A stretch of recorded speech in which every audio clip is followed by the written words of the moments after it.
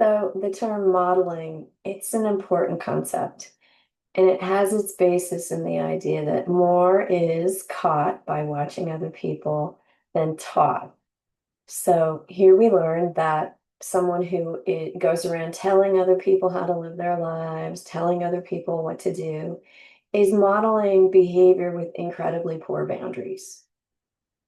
Um, and that what they're teaching their children in unspoken ways is, oh, you want to be the person in power who gets to control everything.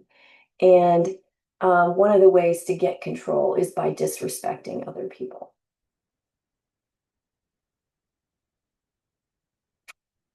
So in a 12-step program, many of us had no role models or very poor role models or addicted role models or hysterical role models or just, it's just messy. Family is messy. So here we have pretty high boundaries about what goes on in a group. And the goal is for just the average person to come to a meeting and sit quietly and watch what goes on. And there's some modeling that takes place. So there's some examples set about how to talk and how to respect other people. And there's a lot to be learned from this situation. So consider that attending a 12-step program is kind of a way of getting a new family. It's not just that you arrive in a situation where someone understands what you're faced with and has some actual helpful things to say about it, as opposed to going to your family members who may or may not live with the addict and really don't understand what you're wrestling with.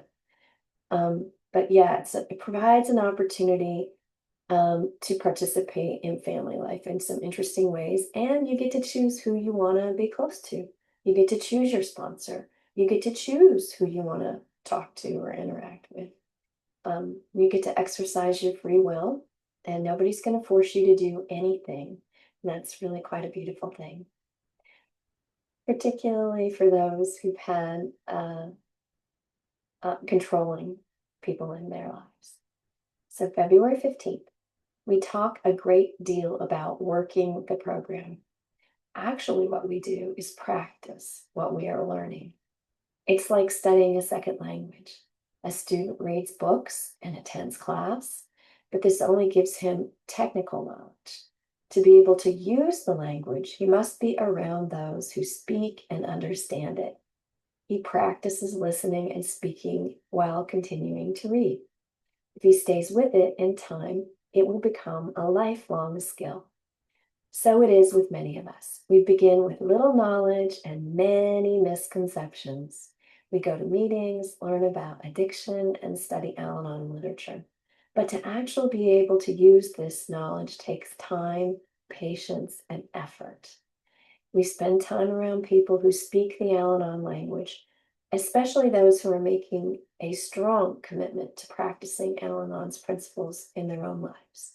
We continue to listen, to read, to learn. And in this way, the Al-Anon life sinks in until it becomes second nature. Then, because we are constantly changing, we have opportunities to learn and practice some more. Today's reminder: if I want to become skillful at applying the Al-Anon program to my life, I need to do more than go to an occasional meeting. I must make a commitment and practice, practice, practice.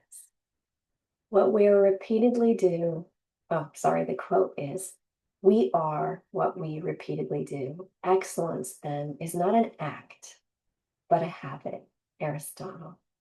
So for those of you who are just forlorn about that addict in your life, I just want to remind you that they're busy engaging in some really bad habits. They're working very hard at those bad habits. And your response to that, instead of feeling rejected and forlorn, is to go get some better habits and go get other friends. So that's my encouragement for today, and I hope you exercise it wisely.